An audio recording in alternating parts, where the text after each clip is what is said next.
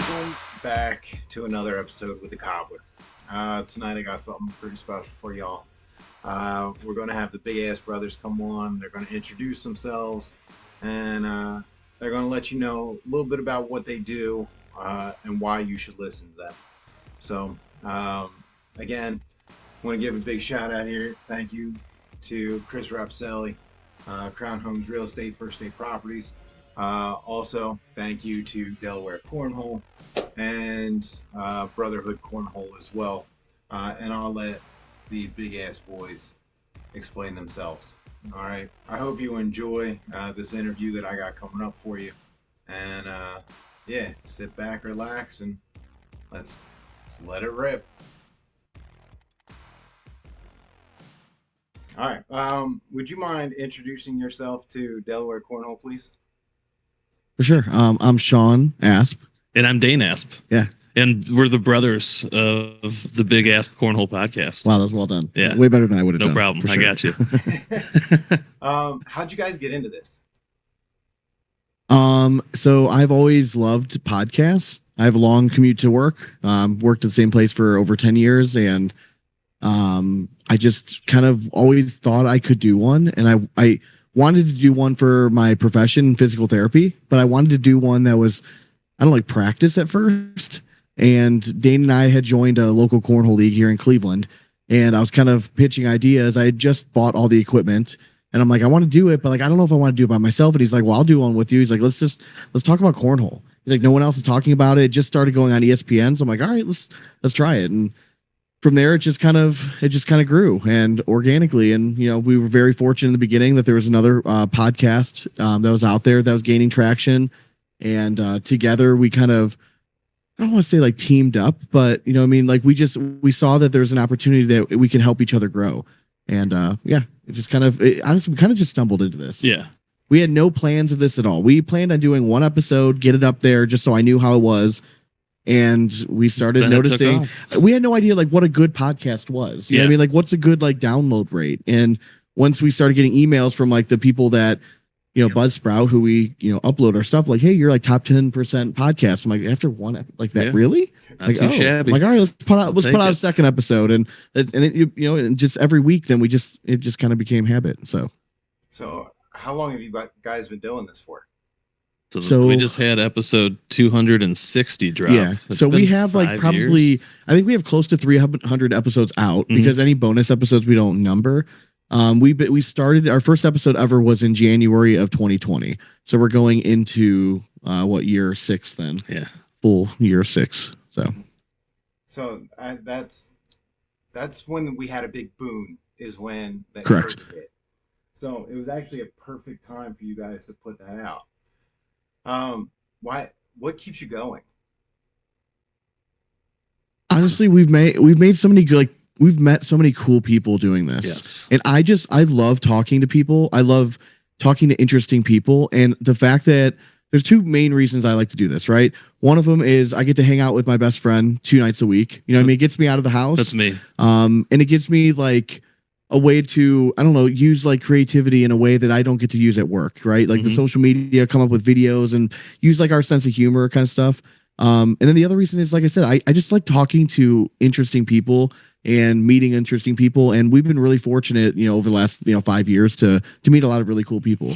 And now we're just the first people that get all the drama. Yeah. So like that's another benefit. Yeah, in our show, like if you listen to like early on, like it's a great example. Yesterday we went to the Cleveland Regional, had a fan of our show who I'd never met before, came up to me. He's like, hey, I started listening to you guys like 6 months ago. I haven't listened to your older stuff, but I really like your show. Love what you're doing. And I was telling him like it's so weird. If you listen to our first episodes to where we are now, it's a completely different show. We used to be very much like very regimented. We used to do a lot of bag reviews. You know, just kind of, we were kind of like the nuts and bolts. And then over time, we've kind of just, I don't know, we just wanted to be ourselves more. You know what I mean? We didn't want to be as structured. And I feel like we changed as the game changed. Yeah, correct. Right. That makes sense. So this one is for both of you. Who's your favorite interview and why? Ooh. All right, I'll start. Just a little bit of recency bias, but we enjoyed this individual so much, and every interaction we've had with him since has been a pleasure, but I got to go with Chris Kingsbury. Yeah, that was a good one. It was unexpected how similar we were, and this was really cool. My recent one that I was pleasantly surprised with how we got along well with, and now I consider him like kind of like a buddy. You know, like when I go to events, I'm always going to go up and talk to him. Was Ethan Walker. Me and Ethan did not hit it off great early on, but I really like the dude now. Like he's such a down to earth dude, and yeah. So he was the recent one. My all time favorite, like just fanboy wise, for me it had to be Josh Gross. Like, and when I first started playing, like back in 2019, like right around there, and I started watching live streams. Josh Gross was like the guy. He was like one of the top players in the country. He's just kind of my favorite player. So when we started interviewing him, now like I'm like friends with him. Like even though he doesn't play anymore, I don't know. To me, that was like the first time we got Josh Gross on. That was like my big deal. Well, and he was different too because he was so analytical, and nobody was really approaching the game that way. So funny story. First time we ever interviewed Josh Gross, I was super nervous. Right, Yes, I reached out and I was fanboying all day, and Josh Gross calls me at 9:30 in the morning, and I pick up my phone. I'm like, "Hey, what's up?" And he's like, "Hey, man, what's going on?" He's like, "We doing this thing?" I'm like, "Yeah, is that still cool with you?" And he's like, "Yeah." And I'm like, all right, so I'll talk to you tonight." He's like, "Oh, PM." He's like, "I'm such an idiot, man." He's like, "I thought you were in the morning." He's like, "Of course you meant at night." He's like, "I'll call you back later tonight." So I always still give him a hard time about that. So like we do. I make sure anytime he's coming on the show, I put up big AM or PM on. Yeah. I mean, so. Just have to make sure like those morning beers just hit a little different. So we wait till the evening time to record. Correct. So you guys travel a bit now for this. Yeah. What is your favorite event so far and why? Man. Oof. Okay. I'm gonna go. Yeah, you go first because I'm gonna go old school. Okay. I know you're gonna say. And it's a tournament that I'm getting my ass back to this year, and it was thrown by our boy Reggie Reichs in Iowa, and it's called the Clash. Just a great group of people. It was one of the first like big private tournaments. It had nothing to do with the ACL. It was just a massive, fun tournament, and yeah, I had an absolute blast. Golfed before, went in, had 2 days of cornhole. Like you can't ask for more. Stayed at his house. That was at the end of our first year, right? Yeah, yeah, right, yeah. Okay. So and then that was our first trip. I didn't even go. I met Theo Vaughn. Oh yeah, in the Cedar Rapids airport when I was leaving. So that was pretty cool too. So cool. I would have to say favorite like event so far. It's tough to put down a TCL event, man. Yeah. The one in Dallas that I went to, the last one, was so much fun. Like, and every time I go back there, I'm like, it's not going to be as good as the last one. But every time I go, like, the venues get better. And like the area, like the things that like I was criticizing, I'm like, oh, like the venue was good, but like there was nothing around it. Like there's no hotel, like there's no like food within walking distance or bar. Boom. Last time I went to, there was food everywhere around us. There's bar right there. It was great. The hotel was attached. And no complaints, and it's just a good time. So I've always said, like, if you are just a cornhole fan and you're trying to make a bucket list, you obviously have to have Spencer's on there, right? I think you have to have the big money tournament you guys do in Jersey, in Delaware, right? Delaware, Paradise. I think you have to. I think you have to have a TCL event on there. Yeah, for sure. And I would say the World Championships for the ACL as well. You got to go experience that. All right. So, what is and how did Team Big Asp come about? So we have always wanted to be in a position where we can give back to the game as much as we could. And through the years, it's really just kind of building our brand to a point where financially we felt like we could try to give back to players in the game. Right. We're not giving away like tens of thousands of dollars, but any way we can help people in the community and just like help get our name out there is one thing, because we've always relied on like sponsorships, right?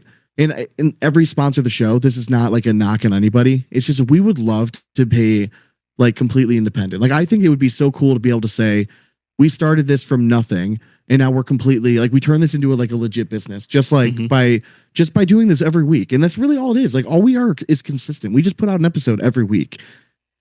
We try to make every week better than the last, but some weeks you have it, some weeks you don't. Very true. But we just try to make it interesting and just keep pumping it out. And like we're very fortunate that fans of our show are like yourself, like like our Patreon members. And without Patreon, like I don't know if we'd still be able to do this.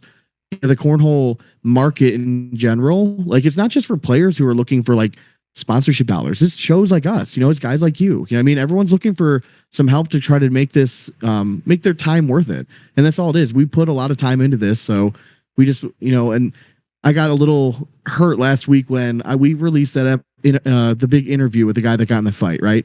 Mm-hmm. And we released it on Patreon early. And there was some comments from business owners in the cornhole community talking about how, and I'll call him out, David Abate, right? Or Bate, whatever you want to say, from Cornhole Addicts, called us out, like made a post on there basically saying that like it should have been free because blah, blah, blah. I wrote a message back to him being like, how dare you? Like, are you the only ones that are allowed to make money in the cornhole community? Yeah. You know what I mean? Like, I don't know. That just rubbed me the wrong way. So it was our way to give back to the community in any way we can. If we start making millions of dollars, we would love to sponsor like 100 pros. You know what I mean? Sure. Like, we would love to take it. We know that any money that goes back, it's just a big circle. You know what I mean? Like, we want to just give back to where we can. Oh, that's awesome. That's kind of where I hope to see myself.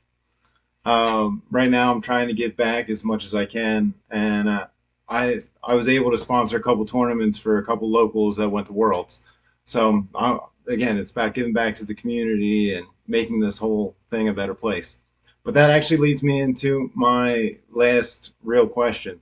As you guys are cornhole aficionados, where is the state of the game right now? Is it headed in the right direction?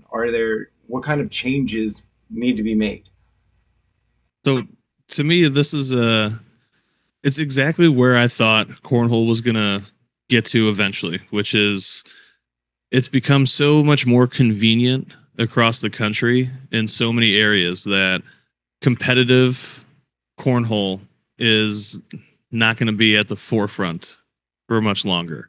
There's going to be those select few that have the sauce that think they could become pro and really go after it. But all in all, I mean, I'll just speak about our area, but we can play 5 nights a week at blind draws and get your cornhole kicks in that way. And a lot more people enjoy just the friendly blind draw than they do going to a regional or something where it's a little bit more serious. I think most of the fans of cornhole still are on that side of it should be a fun experience. I don't want to take it serious. I want to have some beers and just chuck some bags. So yeah, I'm not surprised by the direction it's going. And I think we're just going to keep kind of going down that hole. Well, I think it depends. I think it's like 2 different questions. If you're asking for like, what's the state of like the professional game or just the overall game in general, the overall game in general, I mean, when we had Ben from Scoreholio on, I mean, we can see the numbers, like the amount of games that are being played just in general across the country are going up. Like those numbers are trending up. So I think the amount of people playing in some sort of like recreational capacity is going up. If we're talking the competitive side of cornhole, like people who actually really care, I don't think it's going down. I think that we just had such a huge influx in the beginning. Now we've leveled off. Yeah. So although some people are leaving the competitive game, I think right now there's enough people every year, new blood replacing those people. So if nothing else, at least we're seeing a status quo of like probably steady numbers. I think like the pro qualifier is a great indicator of how many people really think. It did dip down a little bit last year, but I think like last year's number is probably going to be right where we see it. And I think that that's a safe place. And I think those are the numbers that ACL is probably looking at and being like, okay, we can go down to 100. We still feel comfortable going down. All right. Fun random question. And then this is my last one for the interview. Let's say that you guys are playing at Worlds and you are in the competitive doubles championship. And they turn it into a spectacle, and they're going to announce your name. What is your entrance song? That's okay. Mine would probably be the Boondock Saints theme song. Okay, I like that. I was thinking, maybe like the opening of Lion King. Why not? Right? That'd be I think it would be kind of sweet. Yeah. I mean, people would not expect a bunch of white guys to walk out. Exactly. I mean, see? Very true. All right. Very true. Well, again, I greatly appreciate this. For those of you in Delaware Cornhole, I do have some prizes coming out. This is one of the prizes that'll be coming out at Switch. Looks good. So, and the t-shirt quality is very nice, by the way. Oh, it's really like nice. They're very nice t-shirts. We're not just like, we're not just saying that, but like the t-shirt quality is very nice. So thank you guys. I greatly appreciate it. Guys, if you want to help support, follow them on Facebook, check them out on Patreon, and Buzzsprout will lead you to all their links. That'll take no matter your platform. So again, thank you guys. Appreciate it. Thanks for having us. Ooh, Jinx. Ooh, that was good.